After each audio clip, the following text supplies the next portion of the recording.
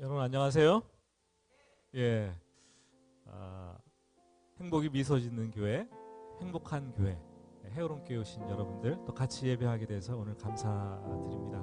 지난 주일에는 우리가 행복한 만남 주일을 지키면서 함께 모였고 오늘도 예배를 드리면서 지난주에 이어서 좀 부담 없이 예배를 함께 드리고자 제가 토크 타임이 있는 예배로 준비를 해보았습니다.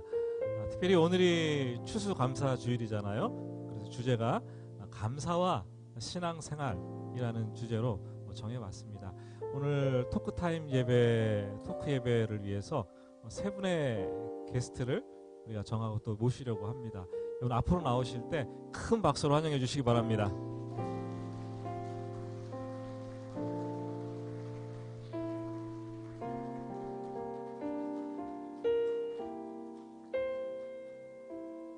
인사할까요? 네, 자리에 앉아주시기 바랍니다. 이 자리에 앉는 거 되게 어려운 거예요. 그렇죠? 여러분 아시죠? 제가 소개를 하기보다 우리 각자 소개를 자세하게 해주시면 좋겠다라는 생각이 듭니다. 네, 안녕하세요. 저는 헤어룸교회 두드림 공동체에서 교사로 섬기고 있는 하지육 집사입니다. 모태신앙이기 때문에 교회에서 생활하고 교회에서 자라고 교회에서 있는 시간들이 되게 많긴 했는데 정말 하나님을 진정으로 만나서 신앙생활 하는 것은 그리 길지 않은 것 같아요. 헤어룸교회 온 지 한 1년 정도 좀 넘어가고 있는데 헤어룸교회에서 열심히 신앙생활 하고 싶고 또 저의 남은 삶들을 헤어룸교회에서 불태우고 싶습니다. 감사합니다.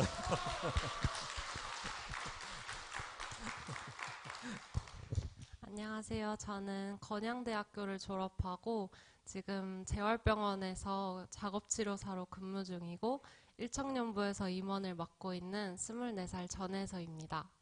저도 모태신앙으로 태어났지만 제가 진짜 예수님을 인격적으로 만난 건 19살 때여서 올해로 제가 저의 의지로 신앙생활을 한 건 6년 차 되었고 여기 헤어룸교회에 온 지는 올해로 3년 차 되었습니다. 그러니까 두 분 다 모태신앙이에요. 그죠? 모태신앙. 이것도 못해, 저것도 못해, 다 못해, 난 못해. 어렸을 때부터 신앙생활을 이렇게 쭉 해오다 보면 타성에 젖기 쉬운데 우리 두 분은 그런 단계를 넘어서 인격적으로 하나님을 만난 것 같아요. 그래서 진짜 신앙생활을 하고 있는 분들이라는 생각이 듭니다. 그럼 세 번째 게스트인 우리 박현양 집사님은 어떠신가요? 네, 안녕하세요. 저는 박현양 집사입니다. 저도 모태신앙이라고 하지만은 세상에서 정말 방황을 하면서 교회를 떠나서 사람한테 상처받고 그렇게 살았었습니다. 그런데 이제 고등학교 1학년 때 겨울에 엄마가 하늘나라로 가시면서 남겨주셨던 너희는 예수 잘 믿어라. 그런 유언이 정말 저의 신앙생활에 가장 큰 이정표가 되어주었습니다. 그리고 나서 결혼을 하고 제가 첫 아이를 가졌을 때 그때 어머니 유언이 생각이 났어요. 그래서 제 발로 다시 교회를 찾아가서 그때부터 신앙생활을 하게 되었는데 그때부터는 제가 하나님과 저와의 1대1 관계만 생각하고 주위의 사람은 보지 않았습니다. 그렇게 하고 열심히 행복하게 신앙생활을 하고 있으면서 또 작년에 7월에 이렇게 헤어룸교회를 만나면서 너무나 행복하게 신앙생활을 하고 있습니다. 감사합니다. 우리가 박수를 너무 많이 치신 거 아니에요, 근데? 우리가 신앙생활을 잘하려면 인생에 있어서 어떤 중요한 계기가 필요한 것 같아요. 이제 그 계기가 우리 박현양 집사님 같은 경우는 어머님께서 남기신 유언 때문에 교회를 떠났다가 그 유언을 기억해서 다시 교회로 돌아오고 그것이 신앙생활의 이정표로 이제 작용이 된 것 같다는 생각을 합니다. 지금 오늘 게스트로 초청된 이 세 분은 헤어룸 교회에서 신앙생활을 하고 있지만 신앙 여정은 다 달랐습니다. 그렇죠? 그렇지만 또 오늘 감사와 신앙생활이라는 주제로 함께 여러분들과 얘기를 나누려고 합니다. 그럼 본격적으로 한번 얘기를 나눠볼까요? 사람마다 감사에 대해서 다른 생각을 갖고 있잖아요. 감사는 뭐 이런 것이다. 뭐 정의가 있을 텐데 우리 간단하게 한 문장으로 감사에 대한 정의를 한번 내려볼까요? 네, 제가 먼저 네, 하겠습니다. 그쪽입니까? 네. 저에게 감사는 제 마음속에 여유 버튼입니다. 감사합니다. 재미가 없군요. 네, 저에게 감사란 하나님이 만드시는 요거 그릇이라고 생각합니다. 예, 독특한데요. 예, 해서자면은 저에게 감사란 선글라스입니다. 준비하느라고 시간을 많이 들였어요. 예, 감사를 버튼이다. 그리고 감사는 그릇이다. 감사는 선글라스다. 나름대로 독특한 정의를 이렇게 내려주셨는데 해서자면 왜 감사가 선글라스예요? 빛이 밝은 곳에서는 눈이 부셔가지고 앞을 똑바로 볼 수가 없고 눈이 너무 불편한데 이제 선글라스를 딱 쓰면 시야가 확보가 되면서 앞이 선명하게 보이고 눈이 편해지잖아요. 그것처럼 불평불만이 가득한 상황 속에서 감사라는 선글라스를 딱 쓰면 하나님이 이 상황에서 숨은 뜻을 발견하고 보게 해주시는 것 같아요. 그래서 상황을 똑바로 보고 마음이 평안해지는 것 같습니다. 예. 그러니까 감사라는 선글라스를 쓰고 세상을 이렇게 보면 감사하게 보여서 마음이 평안해진다라는 이런 얘기를 해주셨어요. 그죠? 우리 하지욱 집사님도 감사를 내 마음의 여유 버튼? 네, 여유 버튼이라고 말씀하셨는데 아마 비슷한 의미가 아닌가라는 생각이 들어요. 네, 좀 비슷한 내용인 것 같은데요. 좀 이제 바쁜 생활을 하다가 보면 정말 작은 일에 짜증을 낼 때가 많은 것 같아요. 그런 짜증을 내다가 보면 놓치는 것도 참 많은 것 같고 또 그런 삶 속에서 살다가 보면 또 삶이 좀 공허할 때가 있는 것 같아요. 그럴 때마다 저는 이제 이렇게 이 버튼을 누르면 마음에 잠깐이라도 좀 여유가 생기는 것 같습니다. 그 여유를 찾으면서 제가 가진 것들을 좀 되돌아보게 되고 또 그것에 대해 감사하게 되고 또 그거 더 나아가서 편안까지 얻어지는 것 같아요. 예. 자주 누르시기 바랍니다. 두 분의 말씀을 들으면서 작은 결론을 하나 내리게 되는데 감사는 평안이다. 감사하면 평안해진다. 이런 결론을 내릴 수 있을 것 같아요. 그럼 우리 세 번째 게스트인 박현양 집사님께서는 감사는 그릇이다라는 독특한 정의를 내리셨는데 왜 그런지 좀 궁금합니다. 네, 저는 왜냐하면 살면서 삶의 고비와 고난이 참 많이 있었습니다. 그럴 때마다 불평할 때는 정말 죽을 것 같이 고통스러웠습니다. 그런데 마음을 돌이켜서 감사를 하니까 하나님께서 주시는 참 평안을 깨닫게 되었고 하나님이 나와 가까이 계시고 나와 함께 하신다는 그런 느낌을 받게 되었습니다. 그때마다 제 신앙의 그릇이 점점 커져가는 것을 느끼게 되었고 그때마다 또한 고난으로 인해서 하나님께도 간절히 기도하면서 또 하나님과 이렇게 동행하는 삶을 살게 되었습니다. 근데 저의 그릇을 또 하나님께서 얼마나 크게 만드실 것인지 이제는 기대가 됩니다. 예. 오늘도 좀 큰 그릇을 가져오신 것 같아요. 그죠? 우리 세 분의 얘기를 통해서 그런 생각이 들죠. 감사는 평안이다. 감사하면 평안해진다. 그리고 감사는 하면 할수록 이 신앙의 그릇을 점점 크게 키워간다라고 생각을 할 수가 있을 것 같습니다. 우리뿐만 아니라 헤어론교회 모든 성도님들이 감사해서 평안하고 또 감사해서 신앙의 그릇을 자꾸 이렇게 키워나갈 수 있는 여러분들 되시기를 축복합니다. 그럼 우리 박현양 집사님께서는 요새 이 감사의 그릇을 계속 늘려가고 있는 중이잖아요. 요즘 어떤 감사가 있는지 궁금합니다. 네, 요즘 저에게는 감사할 일들이 너무나도 많이 있습니다. 그 중에 최우선은 가정이 교회가 되게 해주신 그런 은혜입니다. 남편 이야기를 하지 않을 수가 없는데요. 헤어룸교회로 오기 전에 저희 남편은 가정의 평화를 위해서 마지못해서 신앙생활을 했었습니다. 친구 목사님께서 목회를 하시던 교회를 다녔었는데요. 예배 시간에 늦게 가고 졸고 지루해하고 정말 남편이 그 교회로 가자고 저를 권면했으니 안 갈 수는 없었겠지요. 그런데 친구 목사님이 목회를 하시던 교회를 다녔기 때문에 정말 감사하게도 목회자나 또한 이렇게 성도들 간의 교제 시간이 남편에게는 커다란 유익이 되었음을 깨닫게 되었습니다. 그렇게 하고 저희 하나님의 계획이 정말 멋지다는 것을 다시 한번 느끼게 되었습니다. 그 이후로 또 코로나가 끝나갈 무렵에 저희 부부는 이제 사정상 지금 작년 7월에 여기 헤어롬 교회로 여기 오면서 정말 커다란 변화가 시작되었습니다. 남편이 예배 시간보다 훨씬 빨리 교회 가자고 재촉을 하고요. 그리고 스스로 해피밀 봉사를 시작을 하게 되었습니다. 아침 8시에 그것도 봉사하러 교회를 간다는 것은 정말 상상도 할 수 없는 일이었습니다.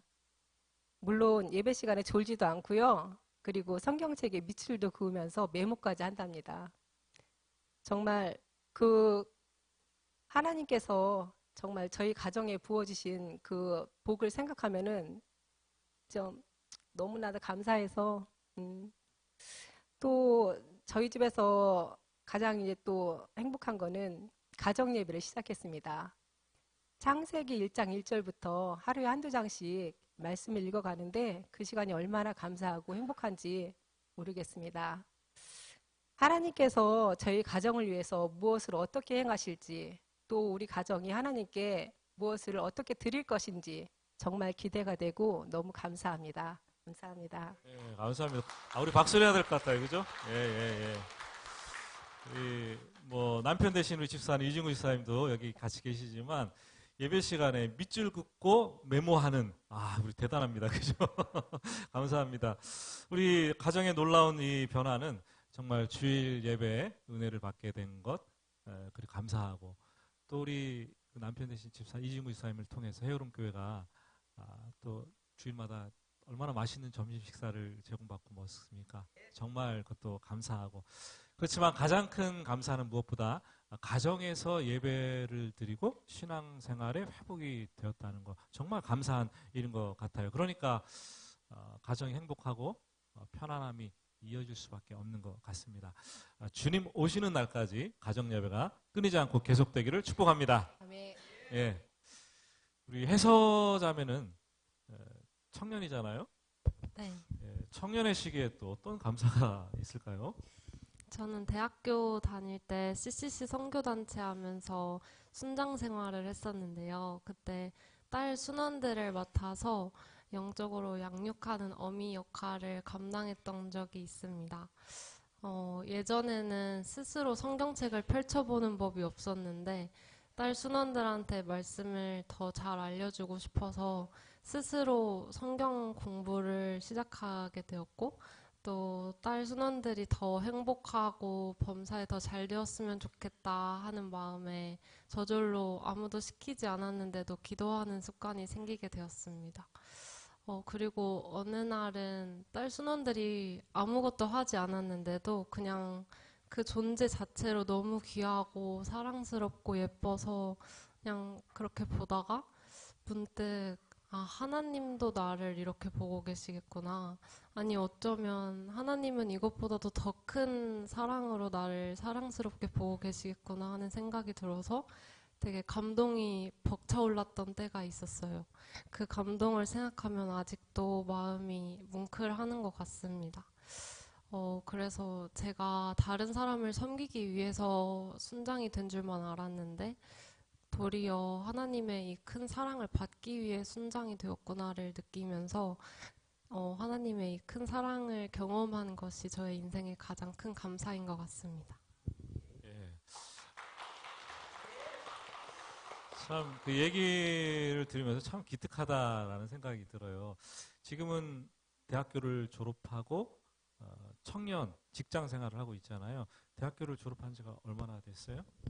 대학교 졸업한 지는 10개월 정도 되었습니다. 네. 10개월. 직장 생활도 지금 다른 곳에서 하고 있다고 들었어요. 네, 직장 경기도에서 하고 있고 이제 8개월 됐습니다. 참. 예. 그렇군요. 참 놀라운 게 요즘 우리 청년 실업률이 굉장히 높잖아요. 점점 높이 올라가고 있는데 청년 실업자만 21만 5천 명이래요. 또 MZ 세대들이 직장에 이렇게 취업을 하게 되면 낯선 환경에서 적응하는 것들이 그렇게 쉽지 않아요. 그렇죠? 근데 학교 생활에서는 신앙생활을, 감사생활을 했는데 우리 직장 생활하면서 어떤 감사가 있을지도 궁금하네요. 하나님께서 저희 직장 동료들과 함께하는 큐티 모임을 세워주셨어요. 수요일마다 퇴근한 다음에 같이 밥 먹고 카페에서 하고 있고, 처음에는 3명이서 시작했는데 지금은 7명이서 함께하고 있습니다. 낯선 타지에서 직장 생활을 하는 게 되게 두렵고 떨리기만 했었는데 하나님이 이렇게 크리스천 동료들을 붙여주시고 또 마음을 모아서 직장에서 크리스천으로 살아남기 위한 노력을 하게 하신 게 정말 정말 감사한 것 같아요. 덕분에 회식 자리에서 큐티 멤버들과 함께 술을 마시지 않을 수 있었고 모두가 직장을 욕하고 다른 사람을 뒷담화할 때 그거에 동기화되지 않을 수 있었던 것 같아요. 그리고 그 직장 사람들을 사랑하기 위한 노력을 같이 하면서 회식 자리 밖에서 이제 큐티 모임에서 회사를 위해서도 계속 기도하고 있습니다. 예, 대단합니다. 그죠? 그리고 네. 제가 믿지 않는 동료를 2명을 태신자로 작정을 해서 큐티 모임에 초대하고 같이 삶을 나누고 복음을 전했는데요.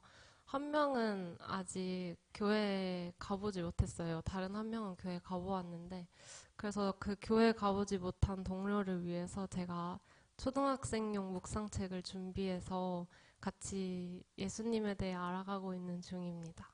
그래서 누군가를 가르쳐 주기에는 저도 아직 턱없이 부족하지만 이렇게 함께 할 수 있는 기회를 주신 것 자체가 하나님께 진짜 너무 감사하고 기쁜 것 같아요. 대단합니다. 그죠? 정말 우리 시대에 세상 속에서 살아가는 파워 크리스찬, 정말 풀 파워로 세상을 살아가는 모습이라는 생각이 듭니다. 세상을 보면은 세상은 거대한 군왕 같아요.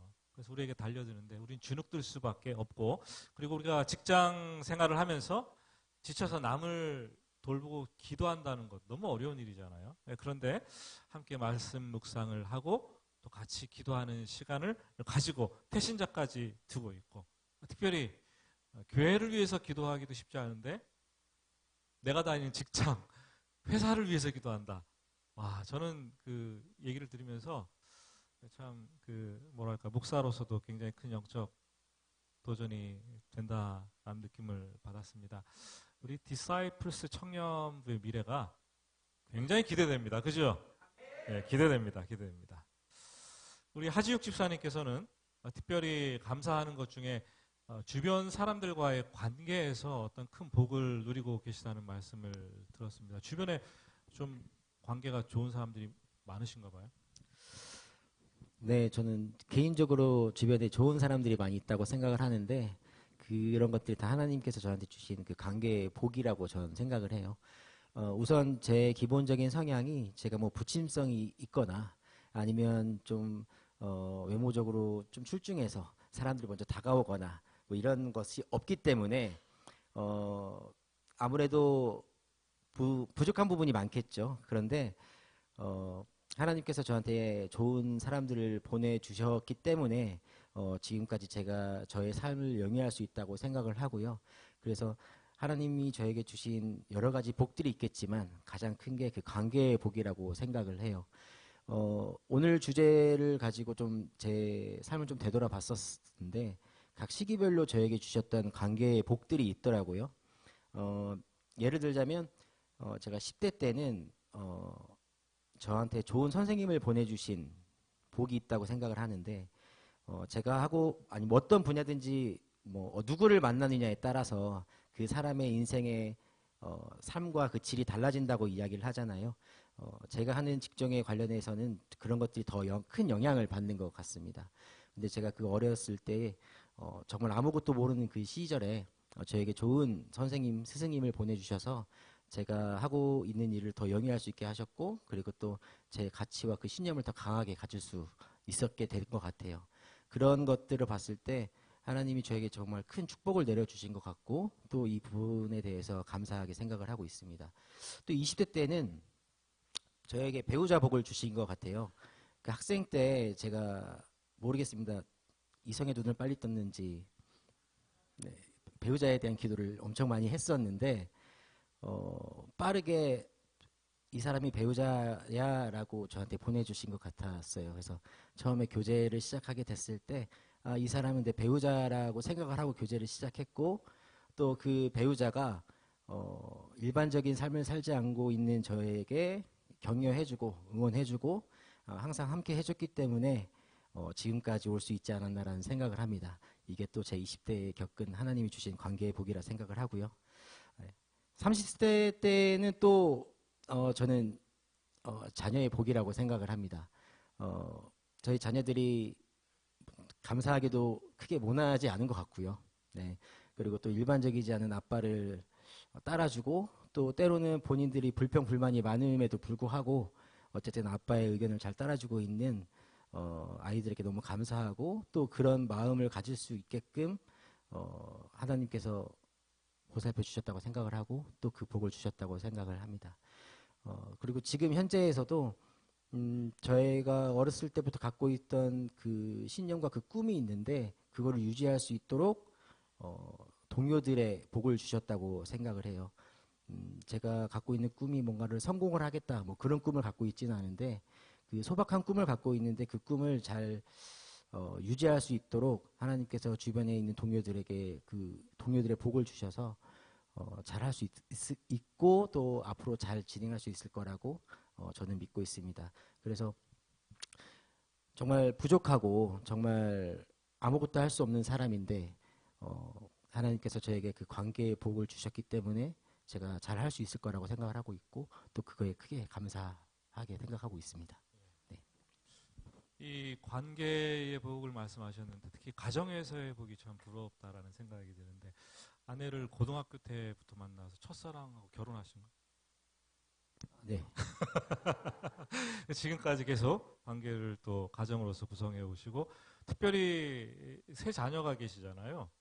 세 자녀하고 맺는 어떤 관계의 복에 대해서 또 특별한 이름이 있다고 또 들었습니다. 네, 처음에 이제 결혼을 할 때, 자녀에 대한 계획을 4명 가졌으면 좋겠다라는 생각을 했었습니다. 네, 지금은 3명인데요. 그 3명의 아이들의 이름이 도유리, 시유리, 라유리예요. 처음에 아이의 이름을 지을 때, 아이들끼리 뭔가 유대감을 만들어주고 싶고, 아이들끼리 뭔가 연계성을 만들어주고 싶다라는 그 배우자의 의견이 있어서, 이름을 어떻게 지을까 고민을 많이 했었는데, 옛날에는 뭐 그런 연관성을 짓기 위해서 뭐 1수기, 2수기, 3수기 뭐 이렇게 이름을 짓긴 했었잖아요. 그래서 그 연관성을 짓기 위해서 뭐 숫자나 뭐 가나다를 뭐 연달아 하거나 그런 생각들을 많이 해봤었는데 놀림감이 될 것 같더라고요. 근데 제가 하고 있는 일이 음을 다루는 일들이어서 그런지 모르겠지만 감사하게도 개 이름을 통해서 아이들의 이름을 지을 수 있었어요. 그래서 첫째가 도율이고요. 둘째가 시율이고 셋째가 라율이입니다. 그래서 도시라 이렇게 내려간다고 생각을 하면 좋을 것 같아요. 이렇게 말씀을 드리면 되게 기억에도 많이 남고 또 되게 좋기도 하고 네 그렇습니다.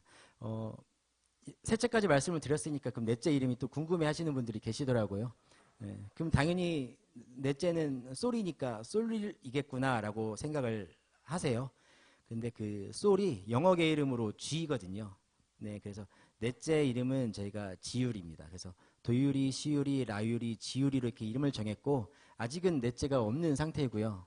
네, 아직은 없는 상태고 혹시 만약에 하나님께서 주신다면 네, 그 친구는 남자든 여자든 상관없지 않고 이름은 무조건 지율이로 네, 그런 에피소드들이 있습니다. 예, 넷째 기대합니다. 꼭 기대합니다. 네. 관계의 복을 말씀해 주셨는데 누가 그런 말을 하더라고요. 관계는 유리와 같다. 유리는 잘 깨지기 쉽잖아요. 그리고 깨진 다음에는 한번 붙이는 건 또 더 어려운 거예요. 그래서 관계를 정말 잘 유지하는 게 정말 큰 복이고 감사한 일이다라는 말씀을 들었던 것 같아요. 우리 특별히 가정이 행복한 것이 관계가 또 복을 누리고 있는 것이 참 감사하다는 생각을 하고 매주일마다 이렇게 뭐 토요일이든지 주일이든지 가정에 아이들 데리고 와서 청소하고 또 식당 봉사하고 이렇게 하는 걸 보면서 참 많은 귀감이 되지 않나라는 생각이 듭니다. 자, 우리는 이렇게 돌아보면은 가정도 그렇고 직장도 그렇고 교회도 그렇고 감사할 일들이 굉장히 많이 있어요. 그죠? 그렇다면 감사가 나의 신앙생활에 도대체 어떤 영향을 미치는가 많이 궁금하시죠? 우리 박현양 집사님께서는 아까 감사를 뭐라 그랬죠? 하나님이 만드시는 네. 그릇이라고 그릇, 말씀드렸습니다. 큰 그릇 가져오셨어요. 그래서요. 근데 그 감사가 신앙생활을 크게 하는 그릇이라고 말씀하셨는데 감사하는 삶을 통해서 배운 것이 있습니까? 저는 감사를 습관화하다 보니까 감사할 일들이 자꾸 생겨나는 것 같아요. 감사하면서 나와 가장 가까이 계시는 하나님을 느끼게 했고 나는 정말 복받은 사람이라는 것을 느끼게 하셨습니다. 그리고 신앙이 깊어질수록 고난도 크게 다가온다는 목사님 설교 말씀 중에서 고난도 유익임을 깨닫게 되었고 그 또한 감사드립니다. 이제는 고난이 와도 하나도 두렵지 않습니다. 저의 생사화복을 주관하시는 하나님이 저와 항상 함께 하신다는 것을 깨닫고 날마다 감사드립니다. 감사합니다. 아멘. 우리 해서자매는 아까 감사를 선글라스 어디 갔어요? 거기 있어요. 이 선글라스를 얼마나 자주 착용을 하시는 것 같아요? 매일 쓰려고 노력은 하고 있습니다. 매일 쓰려고 노력하고 있어요. 예. 그러면은 이 선글라스를 착용하면서 감사라는 선글라스를 착용하면서 어떤 점을 또 배우셨어요? 저는 하나님께서 저에게 항상 가장 좋은 것만 주시는 분이라는 확신이 생긴 것 같아요. 예전에는 그냥 어렵고 힘든 일이 생기면 하나님 왜 저한테 이런 일을 주셨어요? 하면서 원망하기 일쑤였는데 이제는 그럼에도 불구하고를 기억하고 되뇌이는 변화가 생긴 것 같아요. 그래서 어렵지만 힘들지만 그럼에도 불구하고 하나님이 나에게 이 상황을 허락하신 이유가 있을 거다라는 믿음이 생겼고 진짜 그 믿음대로 나아갔을 때 하나님이 이래서 하나님이 이 상황을 주셨구나를 깨닫는 것까지 경험을 많이 시켜주셨던 것 같아요. 그래서 불평불만이라는 쉬운 선택이 아니라 감사라는 선글라스를 쓰는 이 선택을 한 저의 작은 노력을 크게 기뻐 받아주신다는 확신이 생겼습니다. 아멘. 예. 감사 선글라스 자주 쓰시기 바랍니다. 예. 끝으로 우리 하지욱 집사님께서는 감사를 내 마음의 여유 버튼이라고 말씀하셨는데 한번 감사하면서 어떤 것을 배웠는지 마무리를 한번 해주실까요? 네, 그 감사의 여유 버튼을 자주 눌러야 하는데 그것마저 잊을 때가 있는 것 같습니다. 그 감사함을 좀 잊지 않기 위해서는 매일은 아니더라도 주일만큼은 좀 최선을 다하는 삶을 사는 게 중요하겠다라는 생각을 했어요. 그리고 또 제가 감사하다면 그 감사 표현이라는 걸 해야 한다고 생각을 하는데 그 감사 표현이 물질적인 것보다는 교회 안에서 하나님을 제가 섬기는 일을 통해서 드러나는 거 아닌가라는 생각을 하게 됐습니다. 그러다 보니까 그 감사 표현을 하는 데 있어서 제가 가장 잘하는 일을 하기보다는 교회에서 지금 필요로 하는 일을 하는 게 저한테 가장 감사를 표현하는 방식이라고 생각을 했어요. 그러다 보니까 제가 잘하는 일을 할 때에는 때로는 다른 사람들과 다름을 조금 비난하거나 비방하는 그런 생각을 가졌더라면 교회에서 필요한 일들을 하다 보니까 아무래도 제가 못하는 일들이 더 많게 되잖아요. 그러다 보니까 그 다름을 좀 인정하게 되고 또 이해하게 되는 좀 성숙함이 생긴 것 같습니다. 그래서 하나님께서 저를 성숙하게 하셨듯이 저를 더 훈련시키고 또 더 감사하게 하는 사람이 되게 하실 거를 좀 기대하게 되는 것 같습니다. 예, 감사합니다. 우리 오늘 이렇게 세 분의 게스트를 모시고 말씀을 들어보았는데요. 이런 분들이 있기 때문에 감사가 자꾸 주위로 전염되는 것 같아요. 세 분은 감사를 전염시키는 사람이라는 생각이 들고요. 그래서 우리 교회에 감사하는 성도님들이 더욱 많아지기를 정말 간절히 소원합니다. 감사 얘기를 이렇게 함께 나누다 보니까 혼자 감사할 때보다 이 감사가 훨씬 더 폭이 커지고 넓이와 깊이도 넓어지고 커지는 것 같다는 생각을 했습니다. 참 이 자리에 나와서 간증하는 게 쉽지 않은데 이렇게 오늘 추수감사주의를 맞이해서 토크앱에 게스트로 나오셔서 귀한 말씀 들려주신 우리 세 분, 우리에게 귀한 도전을 주셨어요. 정말 신앙생활 잘하고 모태 신앙이 아니라 모태 신앙으로서 신앙생활을 계속 이어가고 또 더욱 감사하는 감사의 전염자들 되시기를 우리 큰 박수로 한번 격려합시다. 감사합니다. 감사합니다. 감사합니다.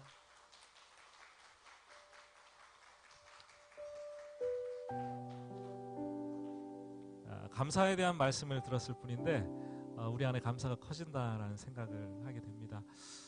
우리가 말씀을 또 게스트를 통해서 들었는데 또 잠깐 하나님 말씀을 이어가기 전에 이동혁 집사님 오늘 귀한 찬송 또 준비했는데 찬양 듣고 이어가도록 하겠습니다.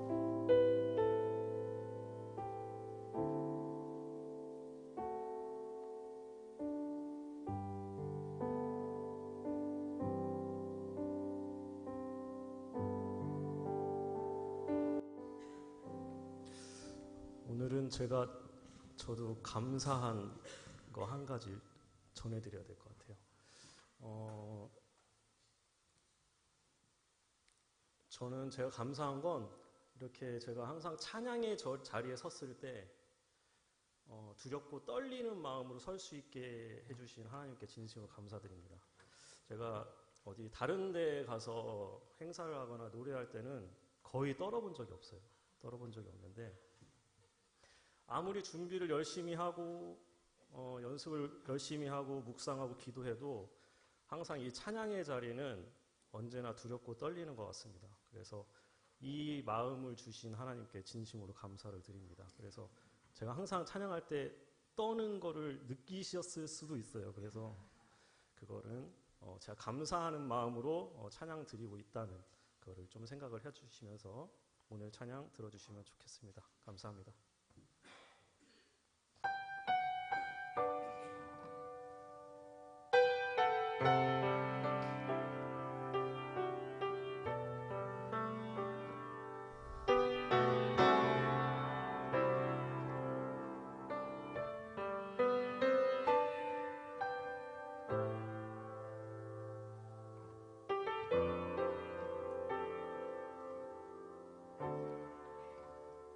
하나님 나 부르실 때에 내 어리석음 다 보셨지만 그 어리석음 멸시치 않고 지혜로 바꾸셨네. 하나님 나 부르실 때에 내 약함도 다 아셨지만 그 약함까지도 멸시치 않고 능력으로 바꾸셨네.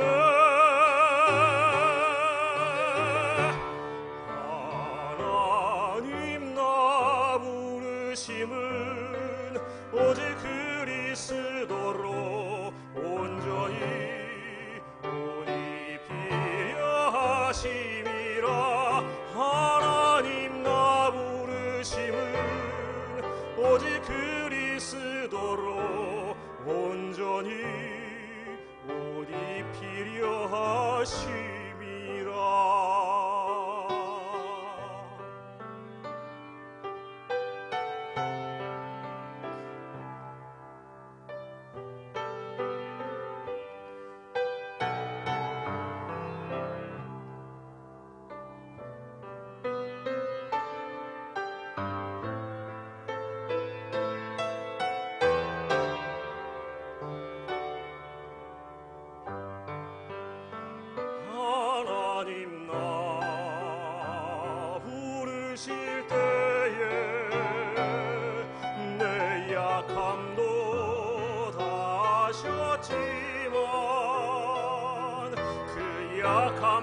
때까지도 멸시치 않고 능력으로 바꾸셨네.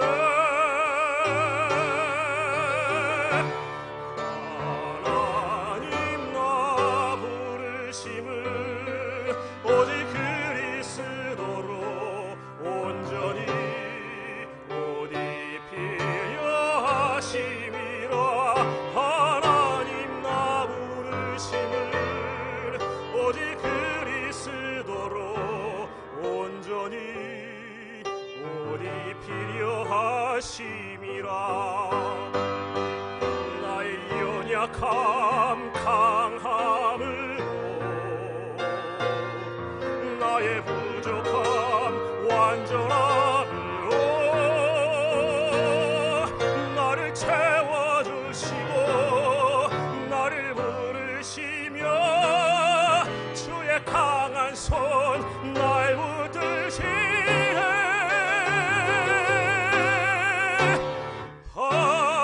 하나님 나 부르심은 오직 그리스도로 온전히 옷 입히려 하심이라.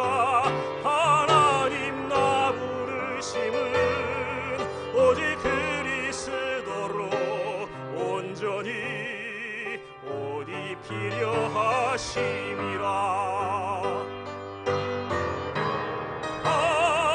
하나님 나 부르심은 오직 그리스도로 온전히 옷 입히려 하심이라.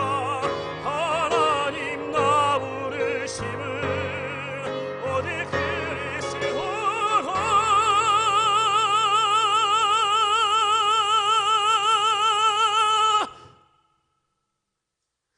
온전히 옷 입히려 하심이라.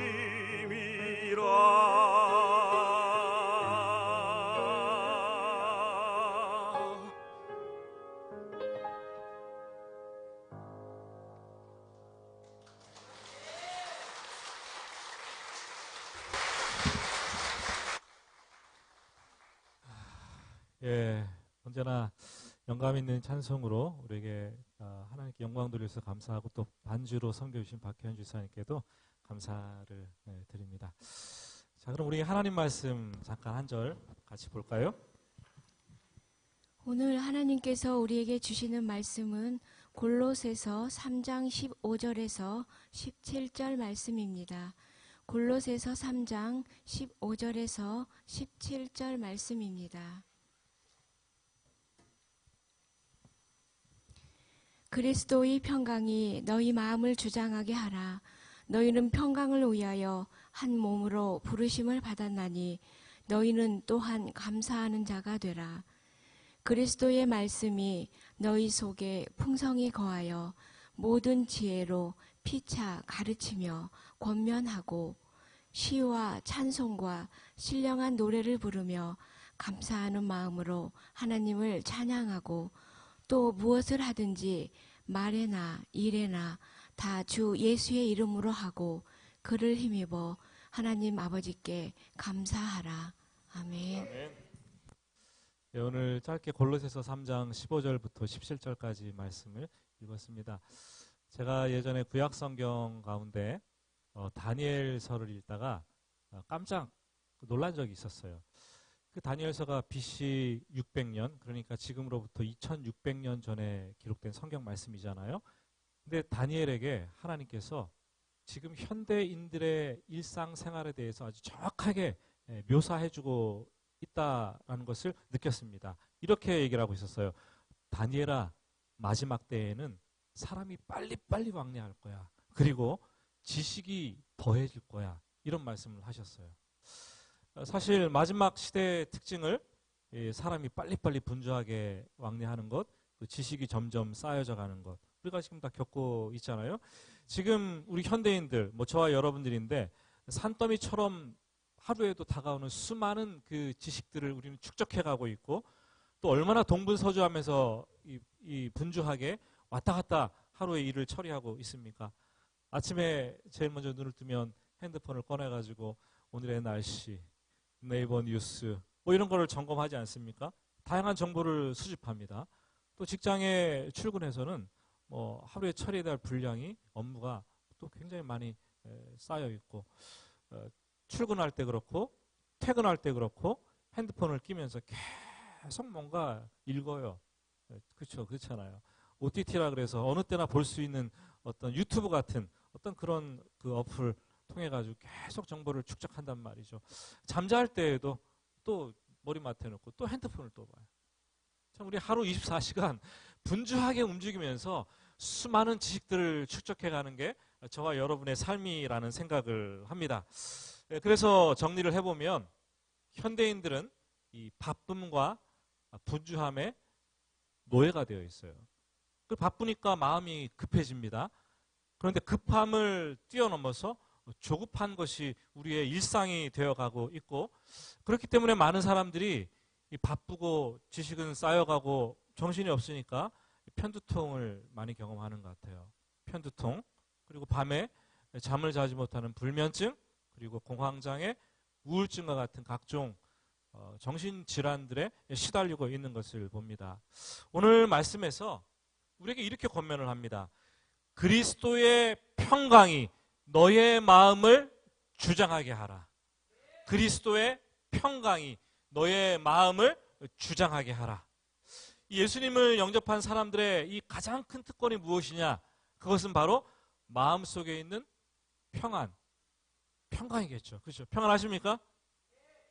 예, 성경에서 평강이라는 단어를 쓸 때 헬라어로 기록되어 있는데 그 헬라어가 에이레네라는 뜻이에요.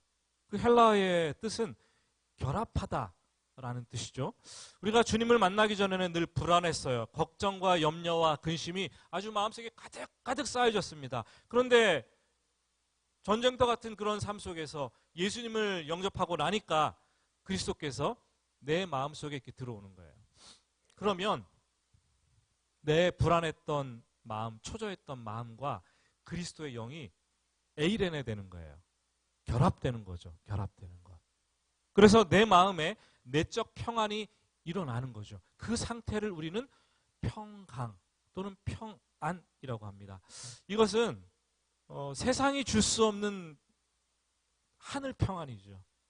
오직 그리스도 예수 안에서만 얻을 수 있는 절대 평안이라고도 할 수 있습니다. 그래서 우리는 찬양을 해요. 내 마음속에 있는 이 참된 평안 누구도 빼앗아갈 수 없네.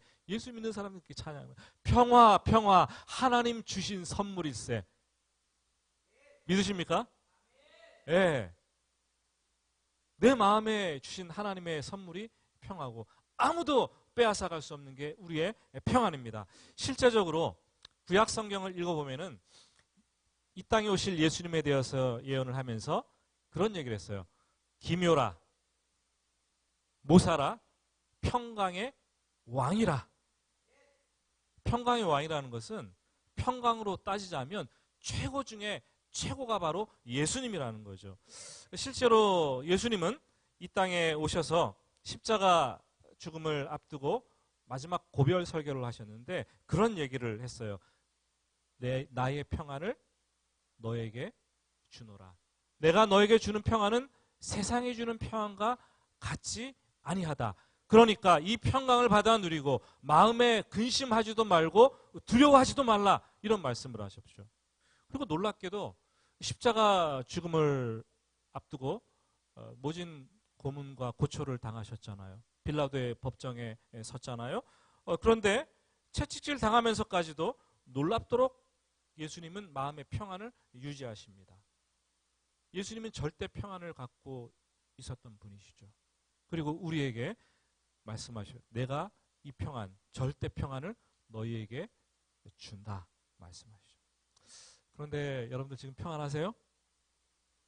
자신이 없어요? 아멘이십니까? 아멘이세요? 아멘이라고 했는데 그러지 못한 분도 많은 것 같아요.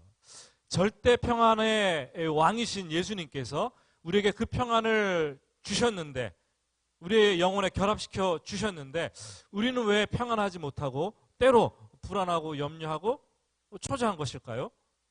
마치 마음이 잔잔한 이 호수처럼 평안해져 있다가도 누가 무슨 말을 하나 휙 던지면 마음이 막 요동치는 거예요. 잔잔한 호수 같았던 마음속에 누가 무슨 일을 하나 그냥 뻥 하고 터뜨리면 마음이 불안해서 견딜 수가 없는 거예요. 내 마음이 잔잔한 호수 같았는데 어느 누가 막대기 갖고 와서 내 마음에 이렇게 쿡 찔러 넣습니다. 밑바닥까지 닿게 해서 막 이렇게 휘젓는 거예요. 그랬더니 내 마음 바닥에 있는 이 부유물 찌꺼기들이 막 떠올라 오면서 혼란의 소용돌이가 되는 것. 그게 우리의 영적인 상태가 아닌가라는 생각이 듭니다. 왜 이렇게 우리 마음은 예수를 믿지만 때로 이 평강이 우리를 주장하지 못하게 되는 것일까요? 그 답을 오늘 말씀이 가르쳐주고 있어요. 15절 한번 볼까요? 15절 보면 중간쯤 보시면 너희는 평강을 위하여 한 몸으로 부르심을 받았나니. 또한 16절 시와 찬송과 신령한 노래를 부르며 감사하는 마음으로 하나님을 찬양하고. 17절 무엇을 하든지 말에나 일에나 하나님 아버지께 감사하고. 그러니까 뭐예요? 마음의 평안한 자가 되기 위해서는 감사하는 자가 되어야 된다라고 얘기를 하고 있다는 거죠. 감사하는 말을 하고 감사하는 기도를 하고 감사하는 찬송을 하고 일할 때나 말할 때나 감사하는 자가 되라 말을 하고 있어요. 그 이유는 마음의 평안을 유지하기 위해서. 실하고 바늘과의 관계죠. 감사와 평안의 관계가 실과 바늘의 관계예요. 감사하기 위해 감사하는 자는 평안할 수밖에 없고 평안하기 위해서 감사하는 자가 되어야 되죠. 그런 거로 기독교는 감사하는 종교입니다. 그리고 그리스도인들은 감사함으로 평안을 찾는 사람들이에요. 한번 따라서 해봅시다. 나는 감사함으로 평안해지는 사람이다. 사실 토크쇼가 아니라 토크 예배를 준비하면서 간증문을 세 분에게 이렇게 써내라고 부탁을 했어요. 간증문을 이렇게 딱 써내고 저도 설교 준비를 이렇게 했죠. 근데 참 놀랐던 것은 감사하면 평안해진다는 이 주제로 모두가 다 똑같이 일치를 했다는 거예요. 한 사람 한 사람의 간증이 감사했더니 평안해지더라. 또 제가 골로새서 말씀을 정했는데 보니까 감사하면 평안이 찾아온다. 이 주제로 설교 준비를 하고 있었거든요. 참 놀랍지 않나라는 생각이 듭니다. 앞날이 창창했던 여대생 얘기를 잠깐 해볼게요. 불의의 교통사고를 당해서 머리부터 발끝까지 전신 3도 화상을 입었습니다. 그래서 수술을 40회 이상 화상 수술을 했습니다. 처음에는 화상 환자에서 생존자로 죽을 위기에서 생존자가 된 거죠. 생존자에서 그 다음은 생활인으로 변화되었고 지금은 한동대 교수로 재직하고 있어요. 그분의 이름 여러분도 아실 거예요. 아시는 분들이 이지선 씨입니다. 정말 예쁜 청년의 때에 교통사고를 당했는데 차가 폭발하면서 화상을 입고 그런 어려움을 당했는데 지겹도록 수술을 받은 끝에 20년 만에 이 코에서 콧물이 흐르는 것을 느낄 수 있었대요. 그리고 20년 만에 밤새 양쪽 코로 숨을 쉬면서 잠을 잘 수 있어서 너무 기쁘다라는 고백을 했어요. 그분이. 그러면서 얘기하기를 감사할 때 평안해지고 감사하면 행복해집니다. 이런 얘기를 했죠. 우리 잠깐 짧은 영상을 한번 볼까요?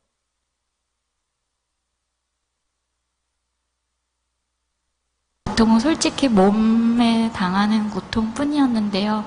아마 저희 부모님과 저희 오빠는 저런 딸을 봐야 하는 마음이 아마 더 힘드셨을 것 같은 생각이 이제서야 들어요. 근데 저희 엄마가 저 당시에요. 마음이 얼마나 피폐해지셨겠어요. 그러시더라고요. 우리 하루에 한 가지씩 감사할 거리 찾자고. 우리 이렇게 사는 거 사람 사는 거 같지 않다고. 그래서 눈에 보이는 게 다 원망하고 싶고 저주하고 싶은 것들밖에 없어 보였는데요. 감사할 것을 찾으니까요. 있는 거예요. 제가 처음 제 발로 걸어서 화장실 갔던 날, 그날 그거 감사하고요.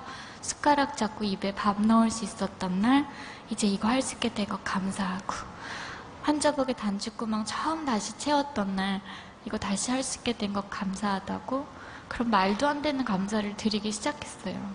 근데 그 말도 안 되는 감사를 드렸던 제 마음에요, 진통제는 결코 줄 수 없었던 평안이 찾아오기 시작하는 거예요. 오늘의 그 감사거리를 주시는 하나님께서 내일의 또 다른 감사거리를 주실 거라는 기대, 어제보다 좋은 오늘을 주신 하나님, 분명히 오늘보다 좋은 내일 주실 거란 그런 소망이 생기는 거예요. 감사는 보이지 않는 하나님을 볼 수 있게 하는 힘이 있는 것 같아요.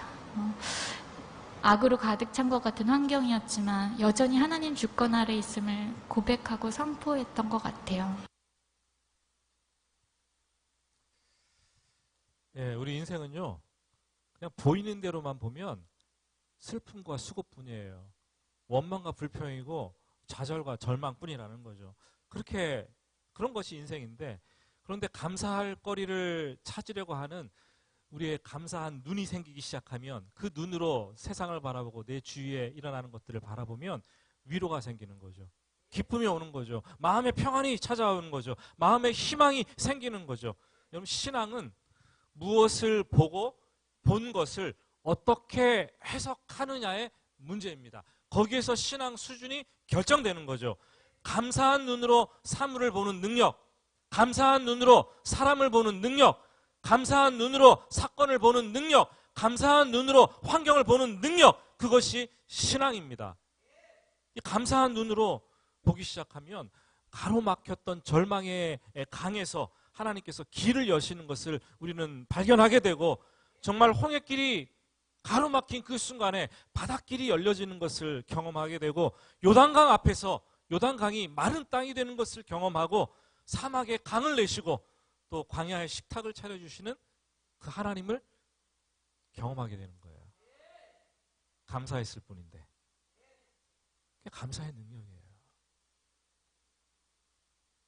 제가 언젠가 서울에서 사역할 때 강남의 노른자위 땅 반포 그 이전에 지었던 자이라는 아파트, 100평대 아파트에 신방을 갔어요.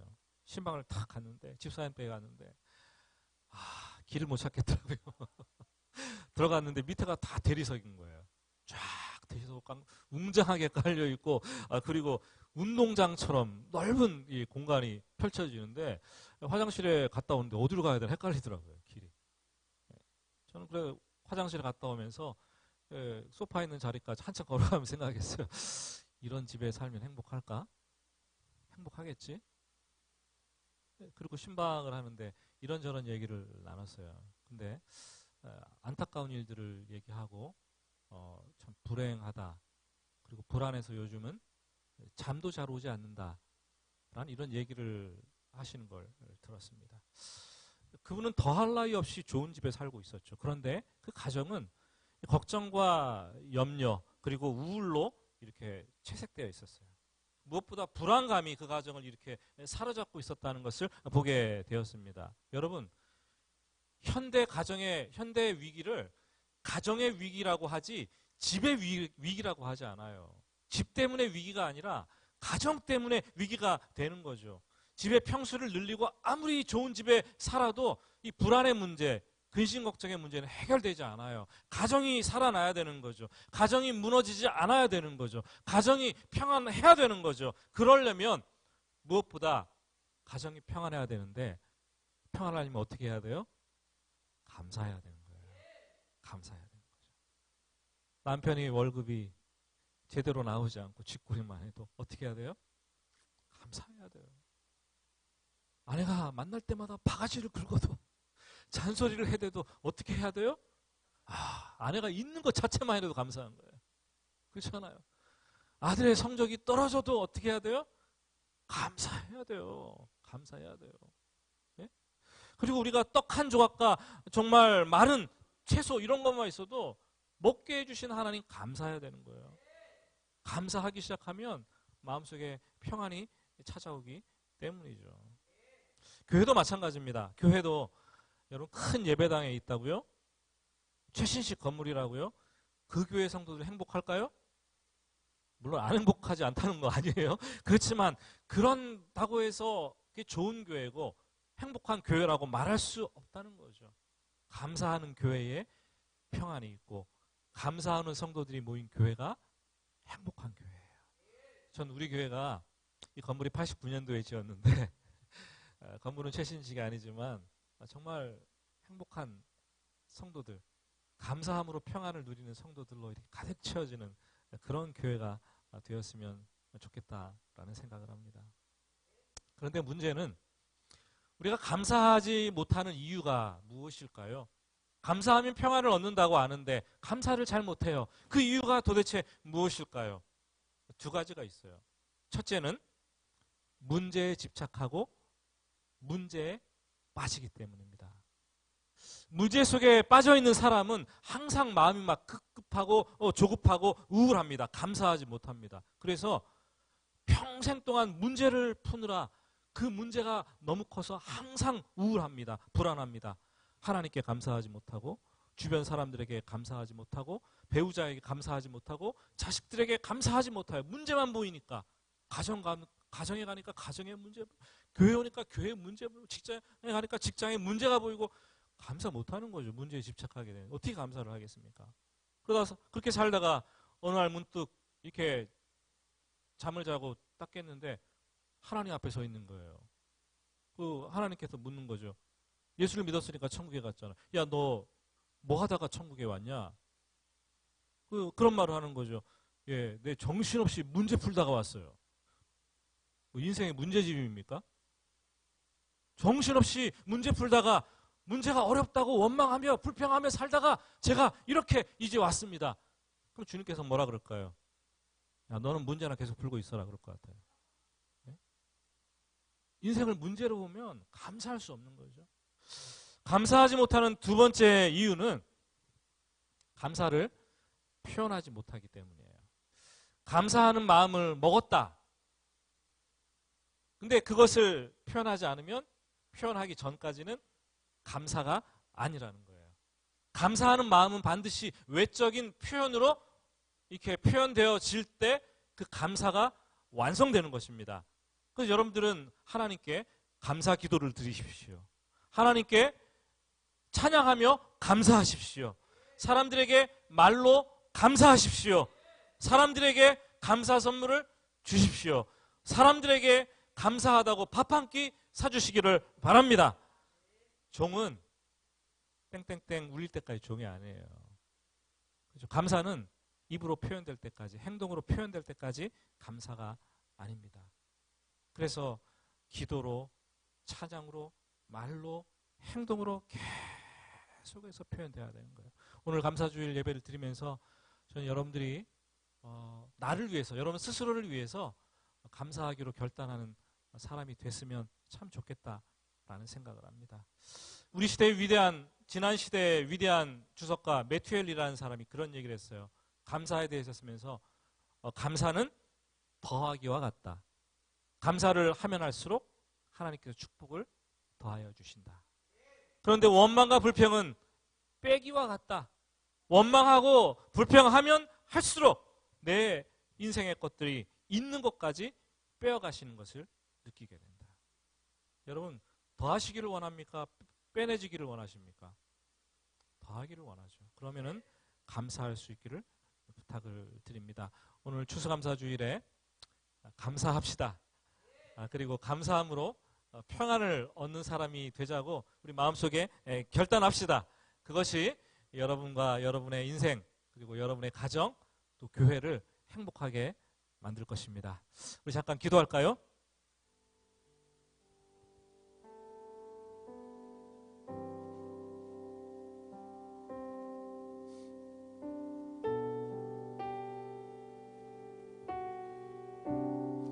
우리 조용히 올 한 해를 돌아봅시다.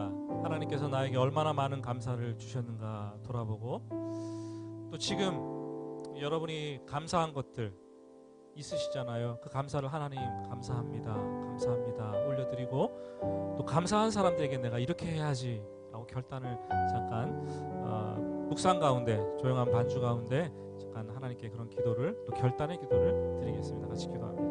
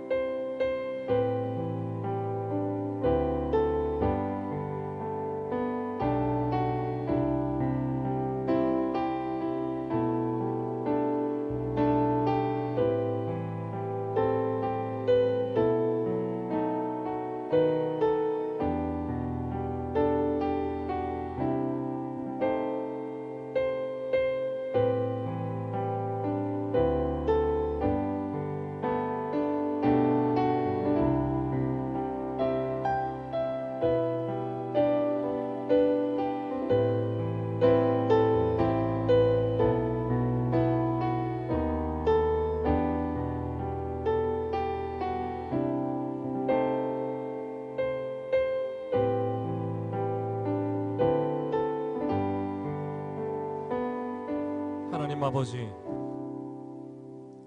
감사하기보다는 원망하고 불평하는 삶이 많았음을 고백합니다. 오늘 간증을 듣고 말씀을 듣고 또 영상을 보면서 단추구멍 하나 내 힘으로 채울 수 있는 것, 그것도 감사하고, 내 손으로 숟가락질을 할 수 있는 것도 감사하고, 나의 가족들이 내 옆에 곁에 있어 주는 것만 해도 감사하고, 일할 수 있는 직장 주신 것도 감사하고, 같이 신앙생활 할 수 있는 교회 주신 것도 감사하고, 무엇보다 감사할 수 없는 중에도 감사의 눈을 열게 하셔서 오늘 감사하게 하시니 감사합니다. 인생에 감사가 끊이지 않게 하시고 감사함으로 평안을 얻고 행복한 인생 될 수 있도록 하나님께서 붙들어 주시옵소서. 감사드리며 예수님의 이름으로 기도드립니다. 아멘.